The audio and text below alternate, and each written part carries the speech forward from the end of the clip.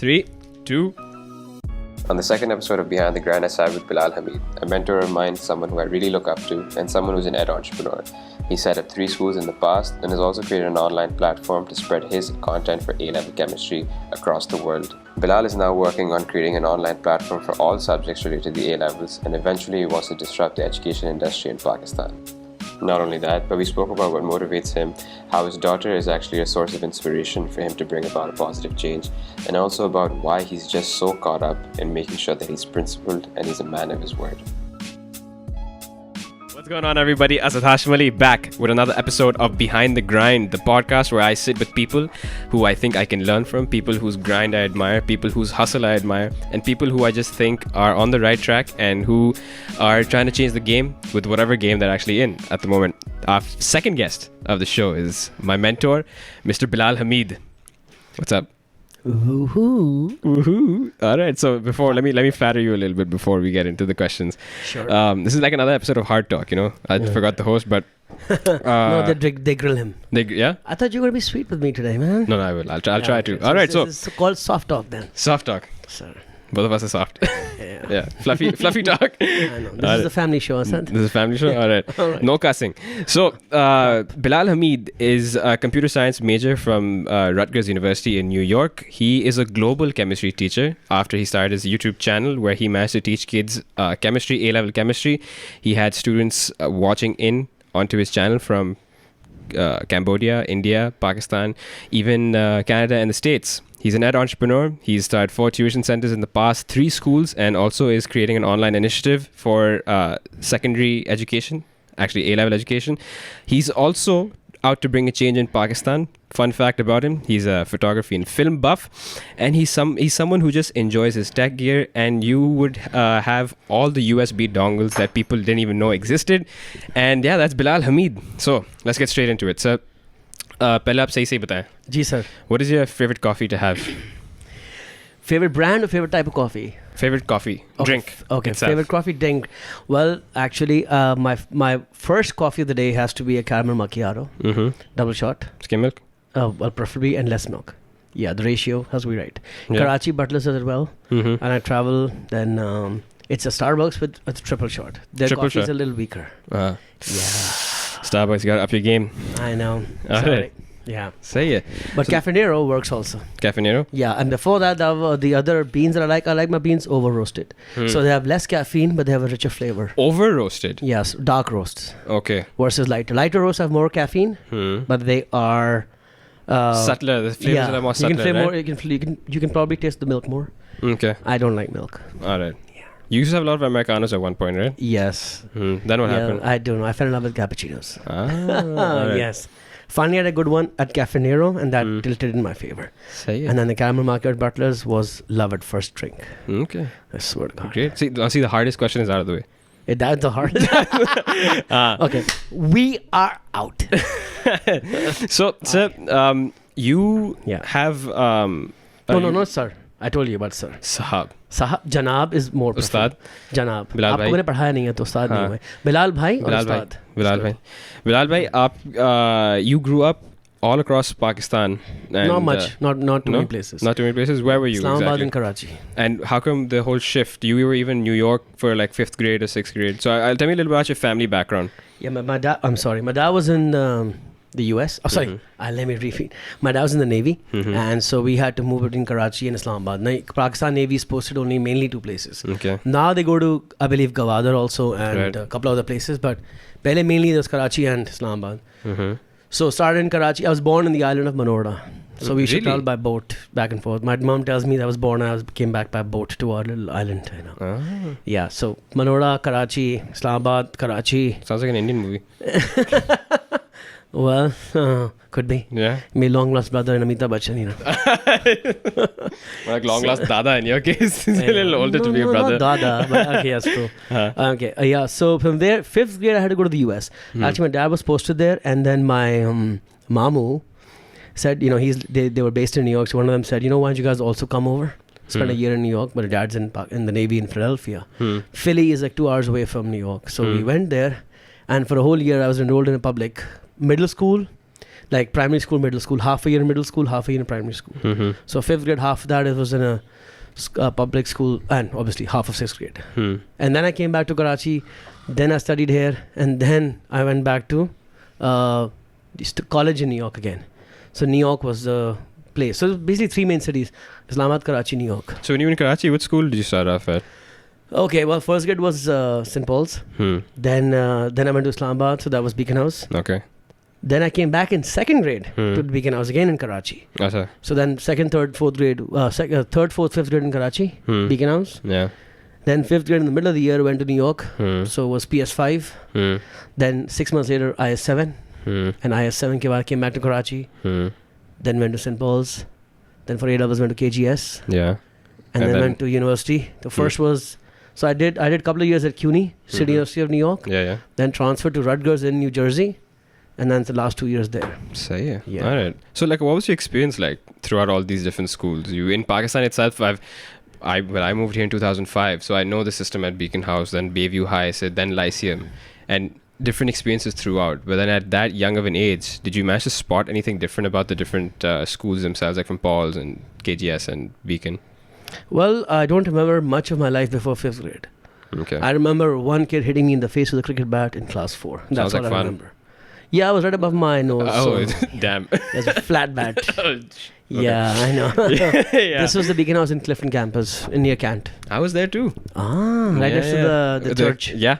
Shape se pehle jo aata hai. Bilkul. Right. Beautiful place. Haan. Great place. I had a great time there. Mm-hmm. So the differences, I mean, I started noticing after 5th grade. Yeah. The US was, the public high school or public middle school was awesome. Like I learned computers there for a year, cooking. Yeah. My appreciation of theater, literature in 5th grade, sciences, math. Like I was like acing it without even doing anything. It was just awesome. Before that, I was also acing in Pakistan. But then when I came back to 6th grade in St. Paul's, I didn't realize St. Paul's had something different. There was a metric system and the Cambridge system. Yeah. And apparently, I didn't score well in the Cambridge system, even though I was better than 99 percentile results in America. Apparently, our exams don't match, or the knowledge doesn't match. So what we did was they put me in metric for 3 months. They said if you do well there, then we put you in Cambridge. But it's a very stupid thing to do, because if you can do well in metric, you stay in metric. If you do well in metric, it means that you don't have the aptitude for Cambridge, because in metric everything was rata. Literally Sindhi rata, like everything was like, the more you write, the better you are. I'm like, and then I was awful there. But then finally shifted to Cambridge. A couple of years, 6th, 7th, and 8th grade were bad for me. Like from being always first in my class for about 7 years, 6, 7, 8 was like really crap. I was like 15 to 28. You know, like that was really bad for somebody like me. I just couldn't get anything. I just couldn't understand the teachers. They were just so what happened was in 9th grade, when I finally got one particular teacher that was just like wow. Yeah. And that changed everything. Do you remember the name? Yes, obviously I remember the name. Like, I mean, he was my chem teacher. He actually taught me physics, chemistry, and bio in 9th grade.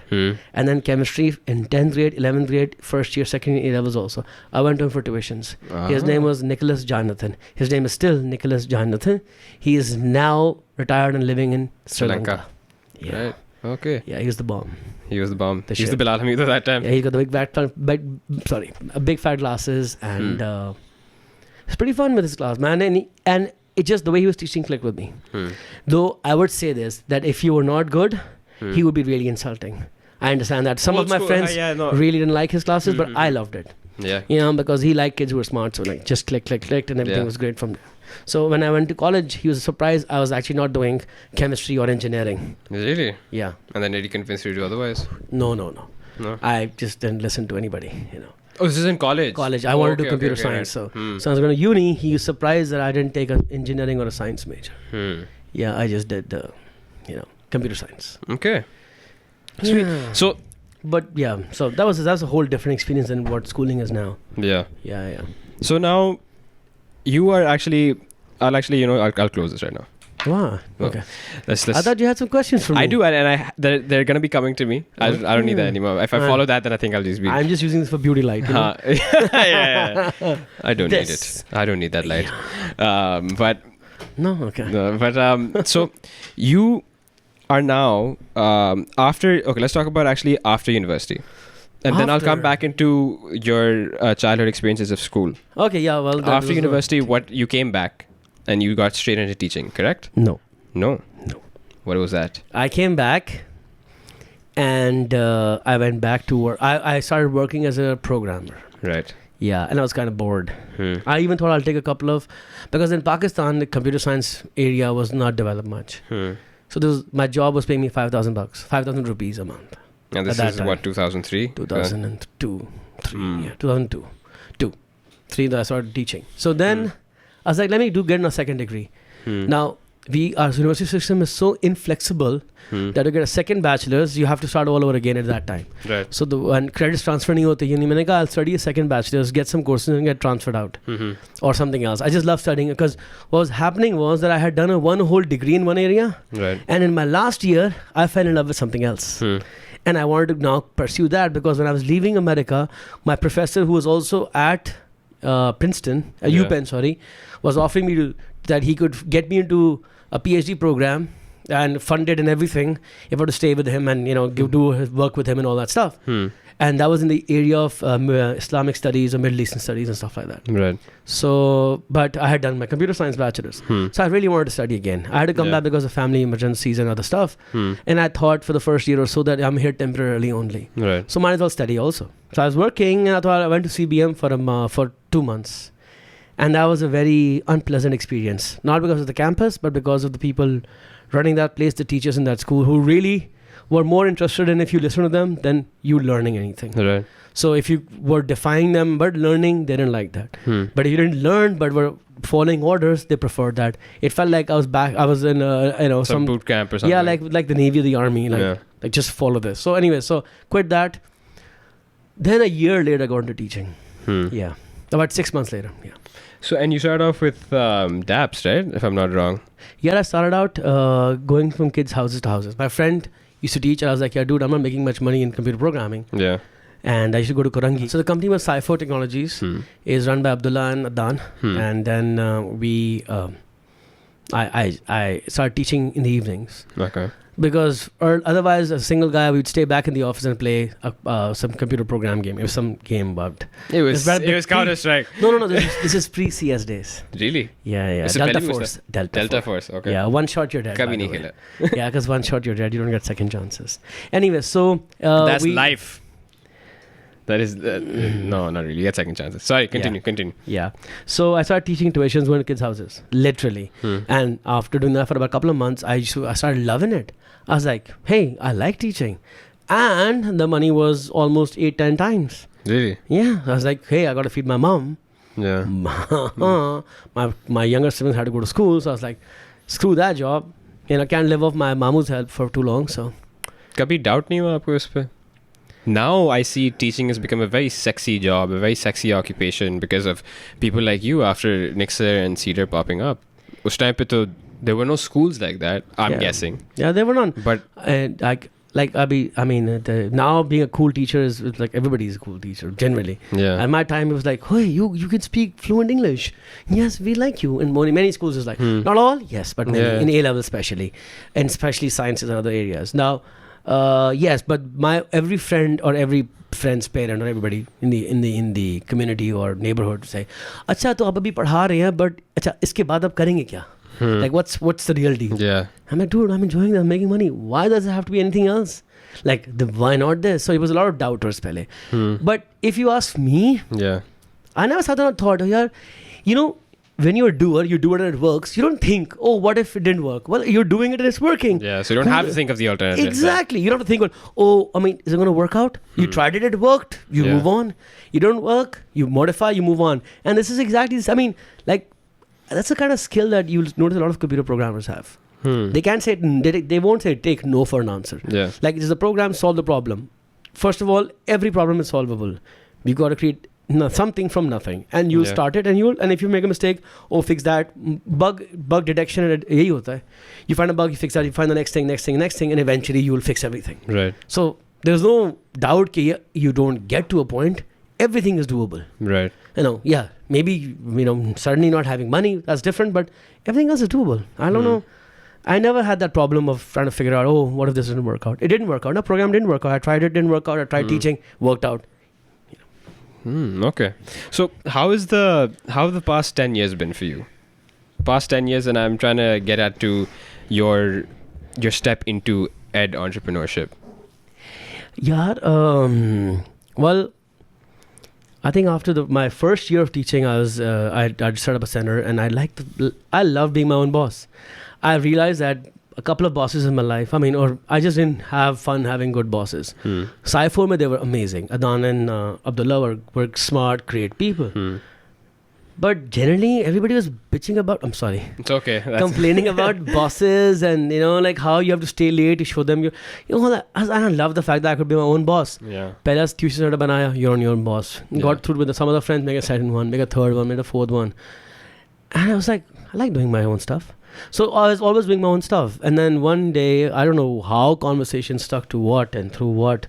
Everybody has their own story about how things start. So I don't know exactly what triggered it, but I remember spending a few days with Nasir Khani. And because he was we used to teach together in South Shore also. And then, I was teaching math at one time also. But then we started hanging out Sham mein. Some days he told me that he wants to make a school. And okay, so he started picking my brain about what to do and, what should I, think about and how do I go about this? And just to pick my brain. Maybe he figured this guy I can talk to. I don't know. And I started talking to him. And then after some time, I just realized I enjoy this. So he would have to just say the word and I'd be there just to talk about how to set up a school. And we did this for about a year. It was Nasir Ghani teaching like a lot before you? Did he have a significant amount of experience over you? Oh, yeah. He was huge. Yeah. He was a huge name. Big brand name. Okay. Yeah. Math, especially on this side of town. Yeah. Every single KGS student and mostly probably half of Lycee was going to him. Okay. Yeah, at tuitions. And since South Shore mein, he was the most popular teacher they had at South Shore. Really? Yeah. Wow. So yeah, South Shore had the popular teachers too. But you know what? I didn't say good or bad. I'm just saying he was the most popular. He was the most in demand in South Shore. I'd say that. Okay. And yeah, so I was just starting out. At that time when he met me, I wasn't very popular. Like I had a few kids. I was making decent money. I was at Bayview and South Shore and CS at that time, or a year after that, I forgot for a year. Right. And I was okay. I was doing well. I knew I'm good. I knew it'll just take some time to get more kids. Right. And that was the time. That was like the hours you had to be putting in and the effort that you had to be putting in at that time, right? Yeah, that's true. But the problem is that people in our industry are always when they say putting in the hours, they just crank up the hours they're giving tuitions or classes. Not the prep, not the behind the scenes. No. Most of them do some, they just hire people and outsource it, or they'll do some or the other. Right. At that time, I remember spending 3 hours a day trying to organize my material, content, and notes, and solutions, and worksheets, and everything. And every day, in and out, and reading, and whatever. Every night I was working, just after classes. 7 o'clock, get off, 7:38 maximum, and just sit down, chill out. And I stopped having other kinds of fun. I was just working on materials. Your craft. Chemistry. Yeah, my craft. It's basically a craft. At that time, I was teaching math and chemistry, so the work was a doubled. All right. When Nixers, I started started helping set up Nixer with Nadeem and Nasir, I finally could focus on one subject. Right. Because I had the time then, and I had enough like they gave me enough teaching time on chemistry to not worry about teaching some other subject. Right. So I was teaching chemistry there. But it was a whole year of setting up Nixer. That was probably one of my most exciting years of my life. So when you say set up, what did you do exactly over there? Obviously they put in all the money. But a lot of times, and they first, me and Nasir, Nasir would hang out with me, discuss with me how to do, he would shoot ideas, I would throw them some things at them also. What kind of timetabling, curriculum, website. I did the website, logo design, the admission form, admission portal, the idea of, their logo for their Nixer Sharks and all of that stuff. We sat down and I would pitch it. Obviously, they had to approve, so everything whatever I pitched, they had to approve first. I remember one thing that it was difficult the first week trying to convince Nasir and Nadeem, or Nasir maybe, to actually do early admissions. This concept didn't exist. Right. Everybody did admissions after the results came out. Everybody. And I kept pushing at it because I knew the US with the college mein early admission, regular admission. We applied that to Nixer. Nixer. To do that, what we do is that I convince them कि यार आप ऐसे करो exam से पहले करो admission, because the biggest competition at that time was Lyceum. We felt it was only competition, really truly competition. So it was a good, and nice. All like with no disrespect, but then like KGS is also something that is just 100 years of like. No, KGS is great, but KGS में मसला क्या है, जो बच्चा वहाँ का वो वहीं जाएगा, and they'll take 50 more kids from outside. It's okay. Yes, वो तो जाना है. तो market share, economically speaking, वो market share वाली बात नहीं आती. Absolutely. Like, then they pick some, and that's it. बाकी तो there were about 800, 9,000 good kids out there every year to be admitted in schools at that time.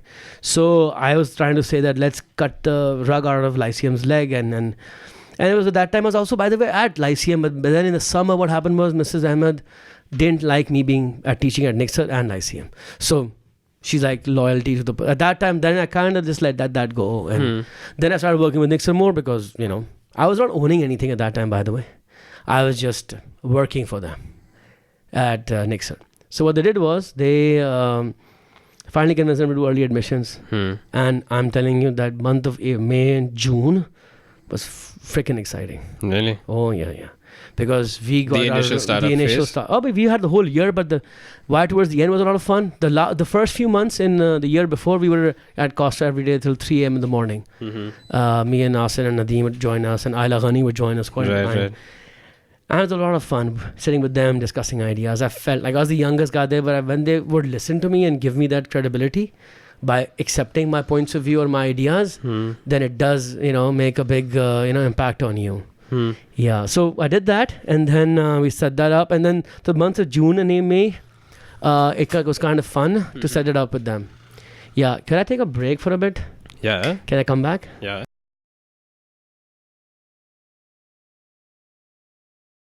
And we are back from the break, Mr. Bilal Hameed.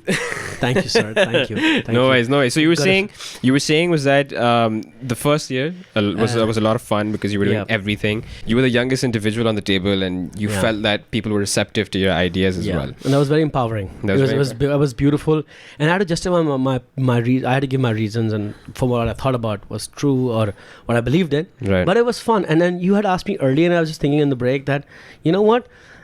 People that throw the word entrepreneurial spirit or thinking around. And I realized that, you know what? When I decided to let go of my computer science degree from the US to follow a career in teaching chemistry, that's an entrepreneurial type of decision to take. That's a risk. Yeah. Same thing starting tuition centers. Same thing didn't caring about what Nixer. At that time, Nixer, when I was setting up Nixer with them, I was just helping them out. There was no agreement. There was an understanding of friends that, you know what, we're doing this. Could you help us out? We'd sit there every day at Costa, most days, 9 p.m. to 2, 3 a.m. And I was just doing it because I loved it. Like literally, they didn't owe me anything. And yes, people say, you know what, people when you do something for somebody, they owe you. Yes, they could, but you know what? I would still do them if they didn't give me a single rupee. It was so exciting. Then I realized, you know what?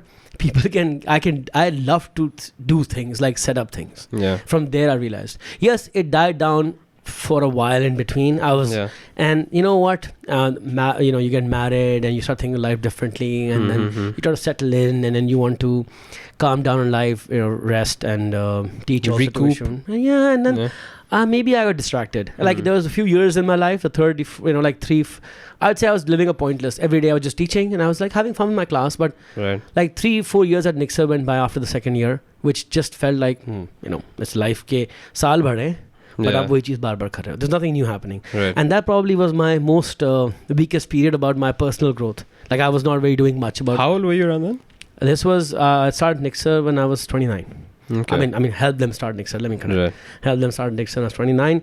I was there for about 6-7 years. I lose the math now because I never consciously remember the math because it just makes me feel old. It's a little hazy. Yeah. So it was I was with them about 6-7 years. 8 years maybe. Okay. No, 6. You said in between that at that time your words were at that time this is when I didn't own anything. Yeah. And so I'm a little compelled to ask, was there some equity on the table then at that time? No. They were very kind to give me some percentage of the business. Okay. For not officially, because the paperwork and all that. And I was naive and I was a kid and I didn't care. Right. I'd just take anything. They gave me a lot of groups of chemistry, which I loved. Yeah. I had some awesome kids. Like some of the best years of my teaching career were at Nixer. Like they were like absolutely fantabulous students. Like awesome. And so I was like, I do this for free, and they were paying me good money for teaching also. Right. And so it was like a kind of a win-win that way. And then I get some equity, some profit share, actually. Not equity, I'd say profit share for a year or two. And then I realized that, to maintain this profit share, I had to keep working my ass off at certain hours of the night. And you know what? I realized that I'm not, I think I was enjoying it more pehle than before and afterwards. And they were just like, I would not agree with everything they were doing. Right. And that's okay. They have the different philosophies there down school. And I had different. And I didn't agree. So I thought, might as well leave that. So I left that. After a couple of years, I left that. Right. And I just remained a teacher at Nixa. And they tried to convince me. Let me be fair. They tried to convince me not to give it up. Because think about it. When I gave it up, it was second year. They had 900 students. They knew they were a success. Right. For them, it would be beneficial to keep the percentage for themselves. Right. But Nadeem tried to honestly convince me to, because he knew that I was a good help for them also, and he knew he was looking out for me also, in a way. So was there anything that went south in the relationship itself? Over time, like how distance, because we weren't hanging out after that. Right. Because, I'll teach and go and I'll teach and go and I'll teach and Because go. like endless nights where you're just like together at Costa or somewhere or the other. None of that was happening. That just... Yeah, and then after some time, it's just like when they realized that, okay, well, it's not the same relationship with Bilal anymore. So people change, and you know what? They found other people who were close to them, and they started working with them, and I just kind of drifted apart. And I wanted to do my own thing. And then, sometimes things don't always work out. Sometimes you don't always have a good relationship with your boss, and maybe the things I didn't like what they were doing, I would sometimes argue. And and then one day we decided to all leave. Okay. And it was because we were just like a few of us were not happy, and I think some are more unhappy than others, but we still wanted to do our own thing. Right. And I was like, hey, you know what? It's time. Let's do our own thing. So that's how Cedar came about. And that's how Cedar came about. Yeah. Right. But before Cedar, there was Q. Yeah, that was that. We left Nixer. Then we started other schools, and then we started a center first. Right. And when we were teaching there, I was like, let's do our own school then also. If you're not happy here and doing other schools, why do we work for other people? Right. What Nixer did, why can't we set up our own school? We are teachers, so 6-7 of us. So we set up our own school. That's literally what it was. I was part of it too. Yeah, from Q to Cedar. It's Q to Cedar, phase 8, then block 9. Block 4 at Q, then then phase 8, and then block 9. Yeah. I won't get too into the Cedar story. Yeah. Because personally speaking, I think I've also shared a lot on my own Instagram about Cedar, and I personally like to think is that it's my school. It is. Because I literally, I was there with you guys. I was just a little kid, but it was fun. I parallel myself, and I was at Nixer to things that you were doing at Cedar that time, that kind of thing. Yeah. I got to do a lot more than that, but TK, you know what? I was very lucky at Nixer. But at Cedar also, hell yeah, it was a lot of fun. The first, the adrenaline rush, it's when you're on baby. The first open house, the number of people who showed up. Yeah. I was like, they believe in us? That many? And it was like, and then it was a high, like no other high in the world. Yeah. It was awesome. But yes. Yeah, so this is about my personal story, and and Cedar is still continuing with my life right now, and I'm having an awesome time this year. Teaching about 4 classes. Cut down my load this year. Right. And because I wanted to focus on the next thing I'm doing, which is the online platform. Tell me about that. Yeah, 6 months ago, I always been pitching this idea to Cedar also, to all the teachers across the city also, and across other parts, other cities also, that eventually educate high quality lectures don't need to be given repeatedly day in, day out. Right. The most expert people lectures, I'm not talking about, not engaging content, but lectures can be recorded one time by the master teachers or the most awesome teachers in any subject, and kids can always view them every day, any day, from anywhere. Right. And so didn't realize that people, a lot of people said, oh, it's a good idea, but committing to that idea would mean that they had to give up time and money, time mainly, and that's a problem for most people. Right. So what happened was that I said, you know what, I got some time now. So 6 months ago I started teaching online. Ali Anuzada triggered it. I'm doing this. I was like, no. Ali can't be the one doing this. I've been saying this. This is my baby. My thing. So he can do this. But I'm going to start it first. Or at least I'll show him how it's done. Oh, sorry, Ali. So I made sure my videos were as sexy as they could be. Very Khan Academy like. I'm sorry, I'd like to think better than Khan Academy, at least in some of them. Yeah, no, 100%. Thank you. Because I thought, honestly speaking, I tried to do Code Academy.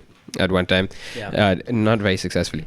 But I saw that the visualization itself was a lot swifter with you.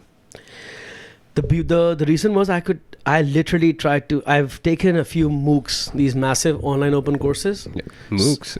Yeah. The sexy buzzword that was pretty common about 5 years ago or two. Uh-huh. So Udacity ho gaya, Coursera ho gaya, Udemy now.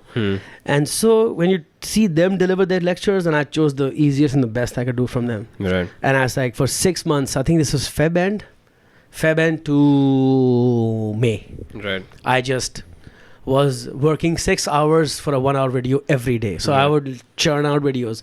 Ended up churning out about 150 videos. Some were class lectures, some were recorded separately that required a lot of prep work. Yeah. So did that, got a lot of views for. This was, by the way, just for A-level chemistry. Yeah. And mainly the new videos for AS chemistry, A2 were class recordings and some new videos. And then after doing this for a few months, and that was my trial to see if the market is ready for this. And honestly, the feedback that from these kids, I had emails and messages on YouTube from kids from India, Saudi Arabia, UK, South Africa, teachers from South Africa, literally. Teachers from South Africa. Oh, yeah. Saying thank you for making this. Yeah, because because what I did was I didn't just make videos. I made the video, I put all my video and notes and worksheets on a platform, an online course platform, and put it out there for free. Really? Yeah. So I got about 1 million minutes watched in the last 3 months. All on YouTube. 1 million minutes of chemistry. I didn't think people would like chemistry that much, but apparently clearly they do. Or they want grades. Yeah. That's okay. And I was trying to give them what they needed. Right. And set up an online course. About I think 800 kids signed up for the course itself, which was also free, but it was just videos plus the whole content and everything. Right. And all my kids at school were using it, and then they tell me that the friends at Nixer and Lyceum were using it, and then Lahore bhi ho gaya, Islamabad bhi ho gaya, or obviously about 70% of viewership was Pakistan. So there was 35% was not Pakistan in the last 3 months. So that was also awesome. Now, so with 70% in Pakistan, पूरे पाकिस्तान में तो बहुत tuition और coaching का culture है. Yeah. So you basically disrupted that. I would love to this be the platform where kids who can't afford school and tuition to be able to use this, because not everybody can afford tuition, not everybody can afford high and A-level schools. So now when you say that, you with the Navy background, going around Pakistan to the States, coming back, what are some and even now YouTube is free. Yeah. Without आपको बस data चाहिए, थोड़ा सा super card लगा लें आप phone पे, चल जाएगा. Yeah. What are you going to do now? What is that next step? You are not someone who can sit tight. So I am I'll tell you what the next step is. I'm a little excited. That's it. The next step is and this is the next step is setting up an online academy. Right. The idea is that it's an online learning platform for A-levels and O-levels. This year the goal is A-levels because that's my market that I'm already in. Yeah. And then going on to O-levels. Right. And A-levels and O-levels for not just chemistry, but chemistry, physics, bio, math, economics, computer science, these subjects at least. For now, these teachers have committed from these subjects. I had to hire some. Yeah. And some committed their time. So you've invested in this as well. Oh, yeah. A lot of money. So you basically... Okay. Now... How does the economics of this work? Where you are... Just, I don't know. I just spend money on things that I think are important, and then somehow the money gets back to me. Really? Yeah. Because you said time is money, so it's literally, people spend their time also on things. I would spend hours on Nixer. I invested, if you could quantify that as a value, I invested 6 hours a night or 5 hours a night for about a year. Yeah. Do that math, and I got percentage for it. So I invested time and I got equity in a sense. Here, I'm going to invest my money and my time and others' time. Yeah. And somehow or the other, it'll come back. It'll come back. Look, I believe that this is going to happen. Now, eventually, maybe 5-10 years from now, everybody will be just literally using videos online. The problem is we all need to also make a living, and eventually 10 years from now, maybe I will make a living from this online. Yeah. But the market has to be ready first. If you want the market to pay for something right now, at least they should be engaged in the market on a free first also. People like in the industry abroad or internationally, people are willing to pay for stuff now online. Because we both istemal bhi kar rahe hain, especially America. But Pakistan has, this industry, especially education, is not even leveraging technology yet. Yeah. I want to hook them onto technology first, right? Yeah. Khan Academy did that. And Khan Academy is a non-profit, but They survive, they get funding, they get money, they then open their, the people partner with them for their curriculum to be used in countries like Peru and Panama and America, California में schools इस्तेमाल कर रहे हैं उनका official content, उनसे उनको पैसे भी देते हैं. So you do something good, you will find a way to make money. I'm already making money from Cedar. It's not like I'm not. Yeah. I teach at Cedar. I'm a director at Cedar. I'm a shareholder at Cedar. Yeah. I have started tuitions again because I want to teach kids also. And so those who can afford my time will come and see me in person, take my tuitions, pay me some money. I'll make money that way. And this is the thing I do. And I put some of my money that I make aside to this. And it's a big chunk of my money. But this year I decided to put that through use. Na? But you also say is that you are working on A-level content for the time being. Yeah. When do you feel that, when do you feel that that content will actually be able to disseminate into all socioeconomic backgrounds in Pakistan? Because currently the A-level market itself is already so minute. Yeah. Right? Where you're not really targeting all the entire youth of the country as well. You see the problem, Asad, we don't like to admit it because it's our bread and butter, but like if you ask me, now that I have a daughter, I can be more introspective. Learning A-level chemistry is the most, I'm sorry, but learning most A-level subjects are of no use to most kids in life. So, अगर वो A-levels हो या O-levels हो या metric या inter हो, जो वो चीज़ें पढ़ाई जाती हैं, उसका कोई, some might say, but mostly कोई ताल्लुक ही नहीं है life से. Yes, some might become doctors and they might learn some chemistry and medicine and biology, and I understand that. But that's a few. That's not the majority. And जिसको बाकी वो कहते हैं यार आप business कर लो, आप economics पढ़ लो, भाई उनको वो भी नहीं चाहिए होगा शायद.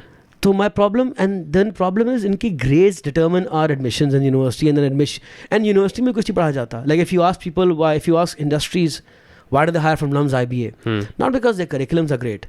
It's because they know the best kids went there.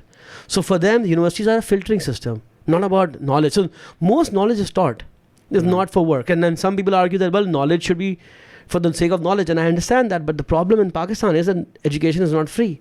So if parents are investing money, what are they getting out of it? Nothing but a degree. A thappa, O-levels kiya, A-levels kiya, inter kiya, metric kiya. And since I started teaching, the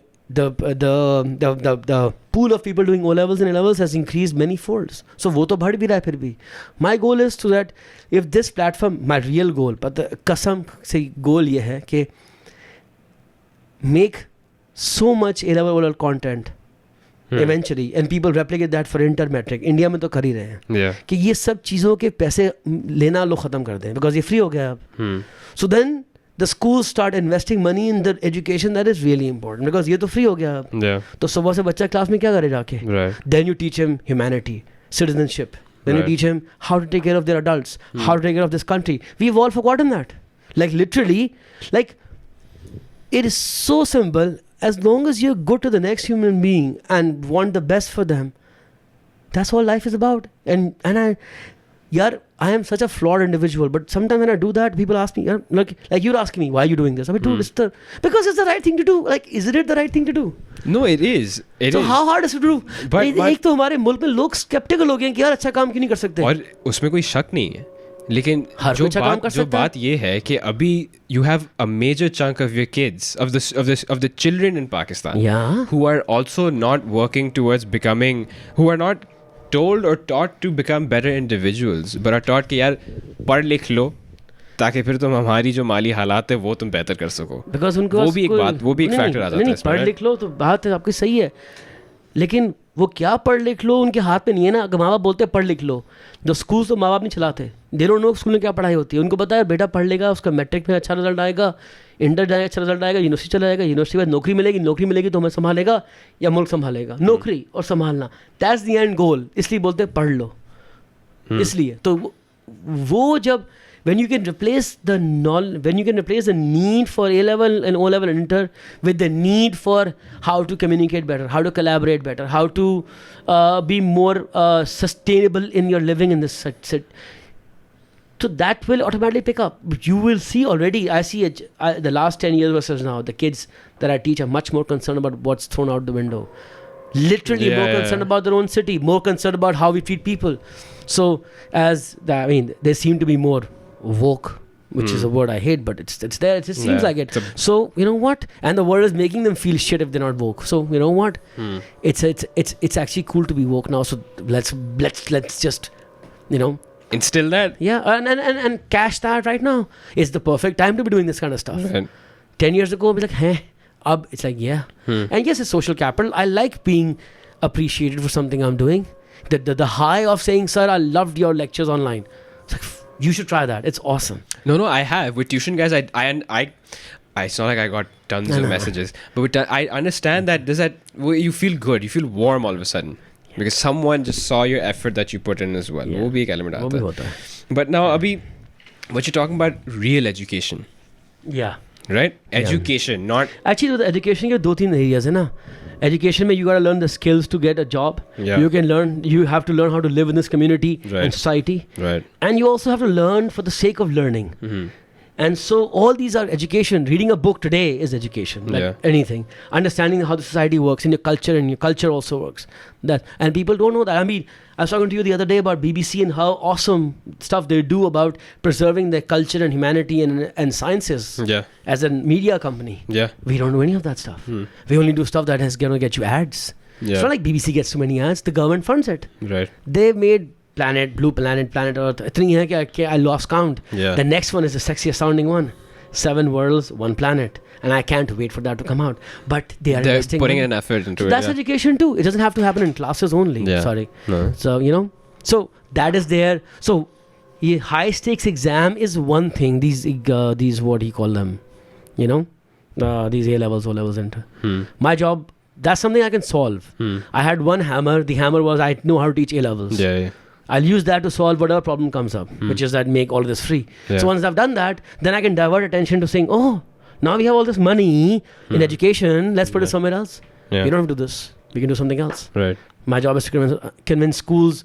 And if I can't convince them by my own words, then they'll see the result. If enough kids are going to say to schools, you know what, your teachers, I'm like, I'm here for other things because I got my learning online. That's the goal. And kids who can't afford to travel across Karachi for an hour, paying A-level fees, which are pretty high these days. Right. All schools are pretty high. Right. Because the teachers need to be paid that much money. And then all of that. It's a whole cycle. And then, so this cuts that out. And then other things you can focus. Then the parents can put their money in other skills. Like I was looking at this yesterday. There's a school called Global Online Academy. What they do is it's a conglomerate of 12 or 15, the first 12 high schools who started teaching the course online. So other schools who are in any part of the world can take that course. So there's a 12-week course in filmmaking. Yeah. There's a 12-week course in intro to psychology. Ek wo padha raha hai, and every kid in that member school can just take that course online. Right. And it's accredited by also the same places universities accredit. Right. That's where we're going towards. So the data is in online, and so you spend more time in those one-on-one relationships. The interpersonal relationships. Yeah, look at the A-level classes now. Like, it's an insult if we tell them my class is not 50 kids. People think that. So they're becoming lectures. So if they're going to become lectures, they might as well be video lectures. Right. And then smaller classes or one-on-one interactions when you can help them, motivate them. Right. Kids are dying to be motivated. Right. Literally. Yeah, everyone's looking for a hero. Yeah, look at... I remember, we were there, I don't know if you were there at Cedar's graduation. Yeah, I was. Salman, our teacher at Cedar. Largest audience of applause. Absolutely. Why? Because he motivates. He gets them to understand life is more than just a grade. Yeah. And he's awesome at that. And he gives kids hope that life can change. And I salute him for that. Right. And he doesn't care only about the grades. Yes, he'll get grades. And grades are important, but they aren't the end of the world. Who cares? How many kids have asked you for your A-level result? How many people in your industry right now have asked you for your A-level result? Just the kids I teach only, to be honest. It's only the kids that you teach care about. That's it. Nobody else in the world cares about grades, man. But we do. So that's the problem. Yeah. It's important, but not the end of the world. And so I want to... I know it's going to happen. Yeah. See, I can't deny it. So the education will become digitized. Right. Either I let it go by me and let it get digitized, or I do it myself. If it's going to happen, might as well do it. Right. So in a selfish way, be the first one there. Right. So you can say, hey, look, I'm the first one here. Right. Ego bhi aata usme? Absolutely. The drive to do it, entrepreneurship, yes, I want to do this first. Right. all entrepreneurship doesn't have to be about making money. Right. It's about solving a problem. Yeah. Yes, a business case is made about how to make money from there. Right. Yeah. So there might be a business case. You might say that, oh, you know what, I do all of this stuff. And in the end, I was like, you know what? But I'll still teach 3 classes of 20 kids each. And I charge tremendous amounts of money. Yeah. So everybody has the free lectures, and those who can afford it can come to me for one-on-one or personal help. Right. So I'll still make money. And my But then those one-on-one lessons also become an opportunity for like adopting a more diverse experience. Absolutely. Well. You can do more things. You have stuff recorded already. You can add on to that also. So I don't know where this is going, and that's okay. I don't have to know the end goal. Yeah. I know I need to do this now before anybody else does it. And that's what an entrepreneur does many times. You don't know what the end goal is going to be. Right. You can get on the bandwagon now. Right. And you keep trying and you nudge it in the areas you want to go. Right. Instead of just letting it go by. Right. That's what I'm doing right now. Because everybody else is trying to make money off of this. I'm like, the best thing to do is do it for free. You can't lose. Everybody's going to charge, even if it's not the highest quality content, it's for free. Yeah. People can at least try it out, right? Yeah. And then over time it becomes better and better and better. Sorry. So something you made me read one of Tim Ferriss's books, Tools of Titans, and usme I opened up one of the chapters about mindfulness, and he went to Rick Rubin and Chase Jarvis, who said, "What do you have to lose?" So I think that's also very apt over here in the step you're taking as well. What do you have to lose? Nothing. Exactly. If by anything, doing this, some money, and that's right. But to me, money has been an object to let me do something else. Right. It's something I'm not going to hold on to. Yeah. So I made some money. I can use it for vacations, and I'm like, it doesn't make me happy. Yeah. I tried that last year. Like, took 6 vacations last year. And I would still get back, and the next day I was like, you dread it. What am I doing with my life? Yeah.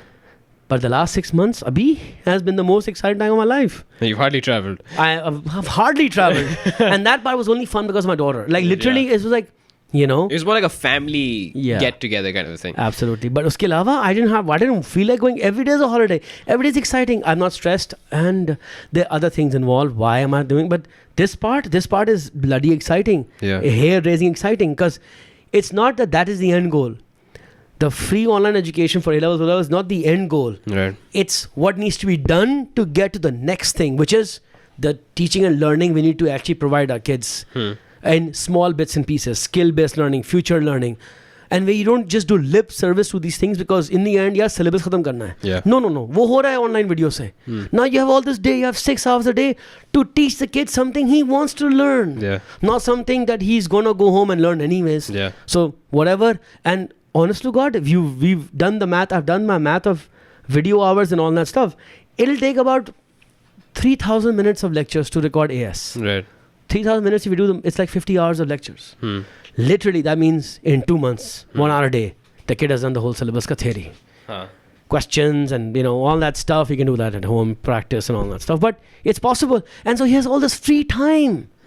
He can rewind a lecture, read again, skip through lectures. Oh, I get this. I don't have to wait for him to finish all this stuff. So the freeing up of the kid's time and the parents' money gives you now we have this money, we can actually save some for ourselves and invest in other kinds of education. Yeah. And so things like what people like I know Fahim Abbas is doing is awesome. Yeah. Stuff we know what he's doing. Some future skills courses and college readiness and all that. And then that kind of stuff will kick off. Kids will take time out to learn these things online. How many kids do we know right now are taking gap years to take these online courses? The entire department last year, 2 years ago did, yeah. There you go, that. For those listening, it's Sir Bilal got me to set up the digital media and communications department at Cedar. And along with me were 3 other individuals who they all know who they are, all gap year students. Yeah. No shout out to them? Ali, Zainab, Morse, thank you. We miss you. But honestly speaking, it was a lot of fun that. Oh, absolutely. Those were fun days. Yeah, I think you had more fun that year than even I did. So you know what? I'm jealous. I think I was just like ready to like kill it, man. It was fun. It was fun times. So I actually want to ask you a little bit about your own little what do I call it? Personal brand. You've started off your own series on YouTube. Yeah. You are pretty active on Instagram as well. Yeah. I was actually, the thing is, I want to become marketing wise or branding wise, I wanted to be a little more selfish. Yeah. Many times I was doing a lot of things to create somebody else's brand. Right. Some organization's brand, and Cedar ho gaya, next year tha pehle Ivy tha, tuition centers the Q tha. I was like, you know what, let me selfishly make my brand. Yeah. And because what was happening was, and why? Because for the first time I realized that, I truly believe that I am actually bigger than anything that I've set up. And maybe it's too cocky for people to hear it from me. Yeah. But I wanted to make myself believe it, that, you know what, I am bigger, or for me, I am at least. Or people around me, or for me, myself, I'm bigger than the brands I've created. Right. Or the setups that I've done. And yes, they have probably, maybe it's a stupid thing to say. No, but for myself, I wanted to be more than just the 3 brands or the businesses that I've set up. Yeah. And I wanted people to know that. Because, and it's also selfishly selfless, or the other way around, because in the last 1 year I have learned so much from mentors across the world who have done this, put themselves out there for everybody to judge, learn from, with their problems also, and making themselves super vulnerable. Absolutely. And now with that point, actually, so that's what I was doing. And so you also have watched a significant amount of Casey Neistat and Gary Vaynerchuk and Timothy Ferriss, Seth Bhai, Seth Godin, Seth Bhai. Yeah. Our guru. Shri Seth Godin. Shri Seth Godin. With his yellow glasses. Yeah. Very or sometimes cute. purple also. I know. Fun fact, he has custom made glasses so no one will have those colors. Really? Yeah. I think no, I don't know where I had that from. I think it's you. Well, I'm sure he can afford custom. Yeah. Seth Godin, man. Yeah. Jack Ma, yes. Derek Sivers. Now that I've learned from him, I mean, Jim Collins as well. Jim Collins, Peter Drucker. Great lives. Yeah. Great lives. And a lot of people to be looking up to. And there are these books on leadership which you've given me to read as well, these articles that you've given, and much of it is also about the person itself. Yeah. What are you doing for yourself? I understand that, creating all these businesses, taking up this online initiative also that you are now doing, it's much of it comes from your own awareness of a lack of something. Right, much of it comes in to fill in a need, and also it's for self-fulfillment, as you mentioned that we weren't happy. What are you doing to keep yourself grounded? Actually putting myself out there. When you put your videos out there for people to watch, it's actually very humbling. You are now taking the risk for the whole world to judge you. Think about this. Our teachers, our industry is very, very sensitive. Right. They don't even let anybody come in and evaluate your class. Yeah. And I'm saying, here's my lecture and all of its flaw, I'm putting it out there. Yeah. Make fun of it, crack jokes, whatever you. With some of them have their own bad words in them. Yeah. Because I was unfiltered.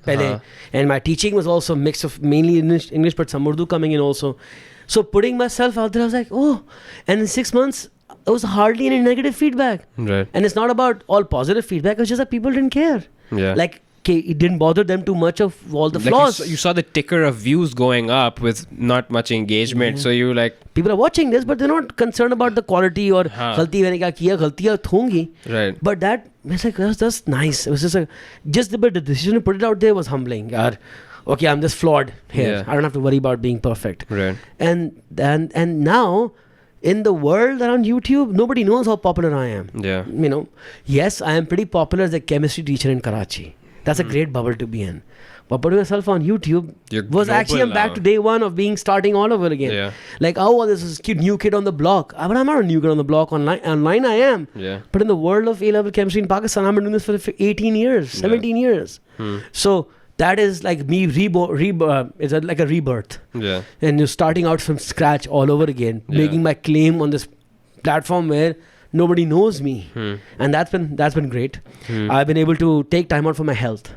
I have been sleeping better. Yeah. Giving myself 7 to 8 hours every day, and it has made a massive amount of difference in my crankiness, my mood. Yeah. I am not letting things bother me as much. Very good. Things that I used to bother. Every little thing at every place I'm at would bother me, and I'm trying to not think about those. Right.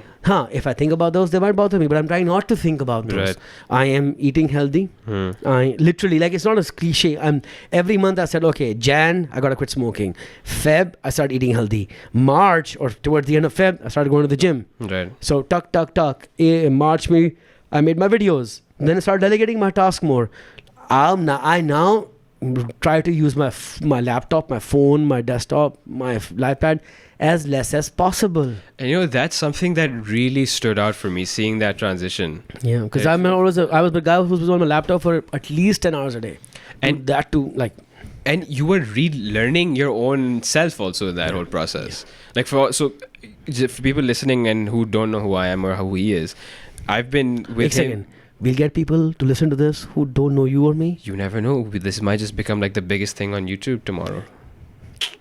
Can I share my email address with people then? Yeah, of course. Yeah. Plug in. No, but it's so I've known Bilal bhai since I was 19. He never taught me in school.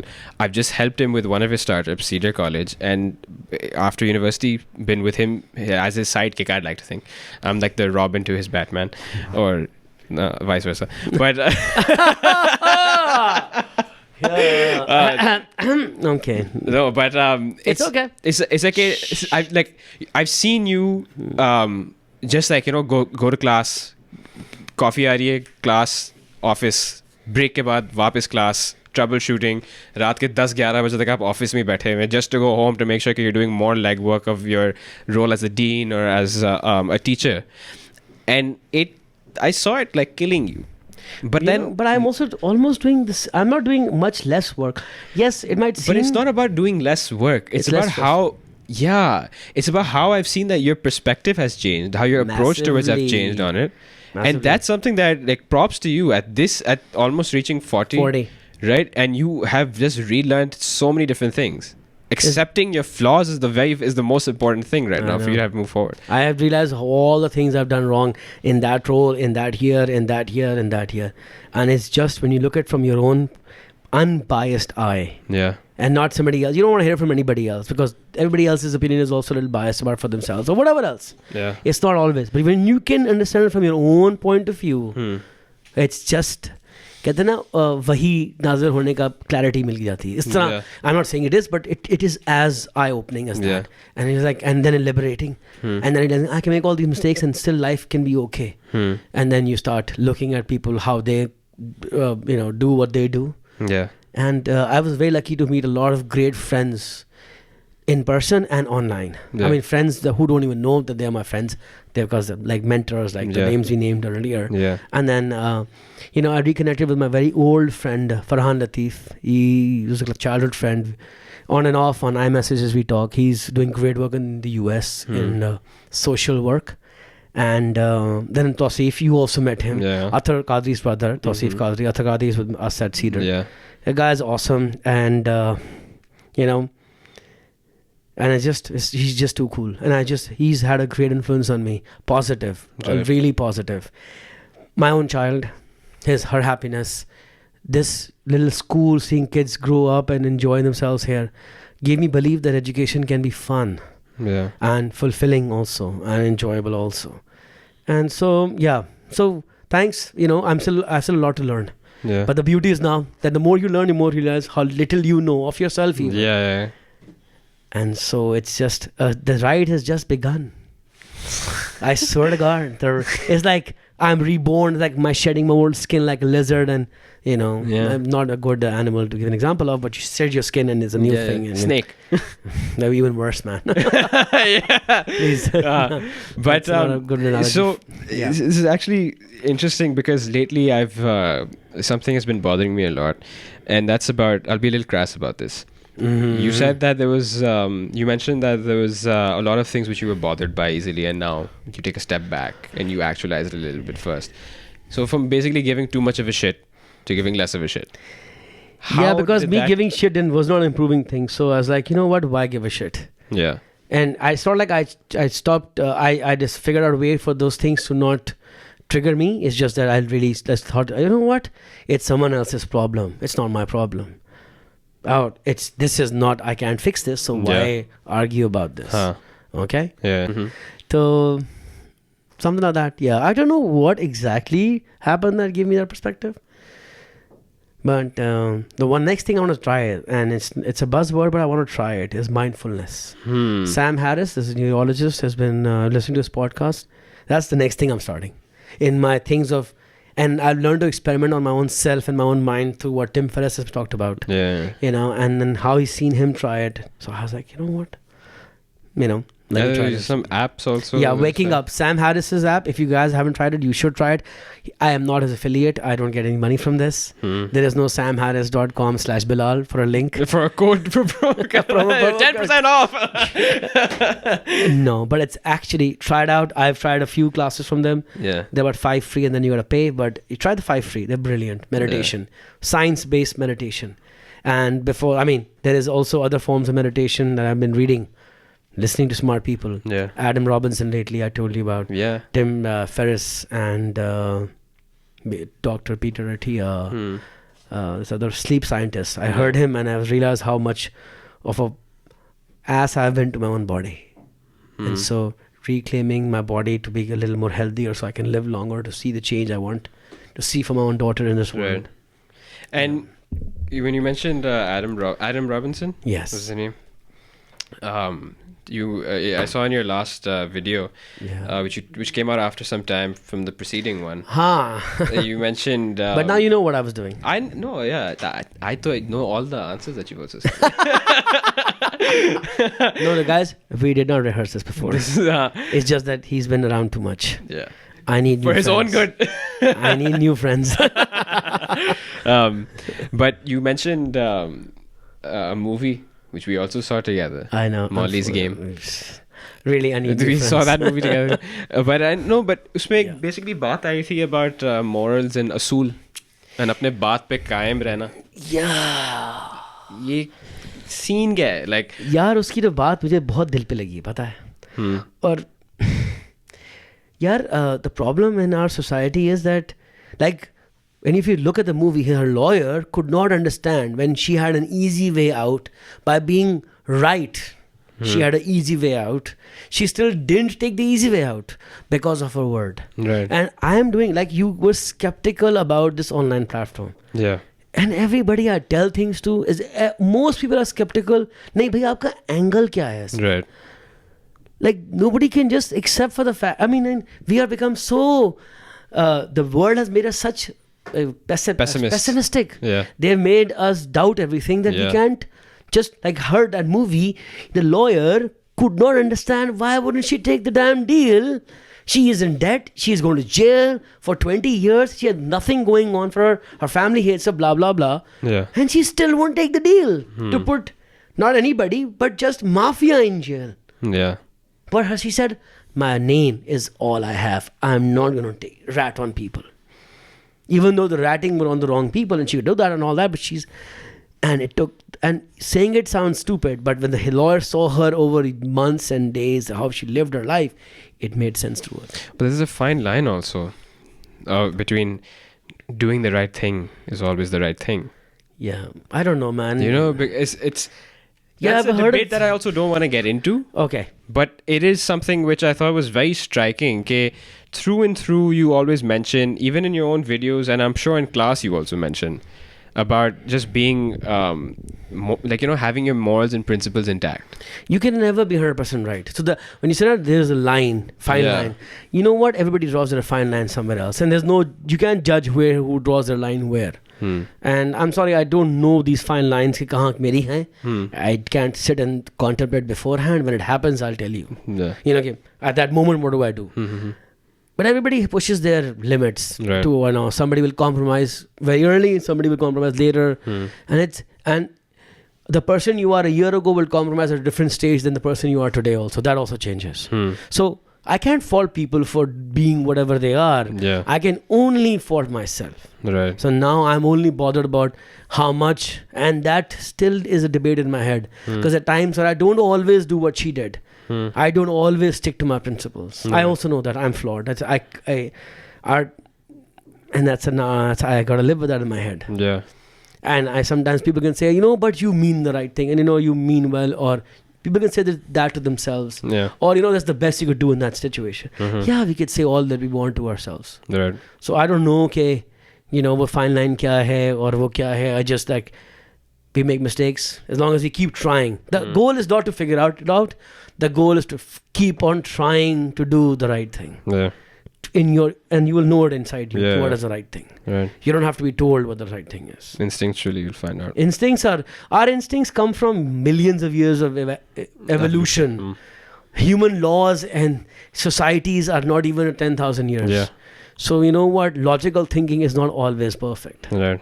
So your instincts count for a lot. Yeah. And trust me, I've been able to use my instincts for my advantage in business for so long. And I've been so... more than ever, I've been proved right versus wrong. So you know what? Yeah. I will go by my instincts. If it doesn't feel right, Yeah. I want to do it. If it feels great, yeah. And it's as simple as that. It just doesn't feel right. Yeah. That's it. Okay. So, 2 more questions, very short questions. Yeah. I promise I'm not going to take too much of your time now. Yeah. Out of, you love giving books to people and you also love keeping books with you, getting books. But what is that one book that you've acquired which you always go back to? You see, I know this is a great question to ask because I keep thinking about it but I can't tell you that right now. The funny thing is you do know me personally. Yeah. But there are 2 different things: buying books and reading books. Yeah. And I've been a book buyer for a long time. Yeah. I've only been a real avid book reader the last 1 year. Right. And no book I've read more than once. Right. But I do know this. From all the books that I've read, the one book that I'd want to read again and again is called Anything You Want by Derek Sivers. The problem is that book is not available in Pakistan. Okay. If it was, I would give it out to everybody I know. Really? Yeah. But as you know, the way you said, how do you give out your books? What I do, you know what I do. I download my books. Yeah. And I just share with them. Right. Oh, I can't say that on camera. No, I don't do that. I give them physical copies. But you know, if I can bind that book, Derek Sivers, Anything You Want, it's something that I really enjoyed. And that book is everlasting. It can hit you any day. Right. Like wherever you're going through. It's about setting up your own business. But why would you do that? And all those things that why he did for himself. So it's about the human element behind it. This in a book. I showed it to you. I'll give it to you. It's sitting at home. Please do. Yeah, I want to save it. But I'll give it to you. All right. Okay. Yeah. Okay. Last question is... Last? Have you done already? No. Okay, yeah, I got to go home. Yeah. Please, we may do a part 2 of this next year. Yeah, who knows? Yeah, or maybe 2 months from now. But what is the one thing that you'd wish you'd have known growing up?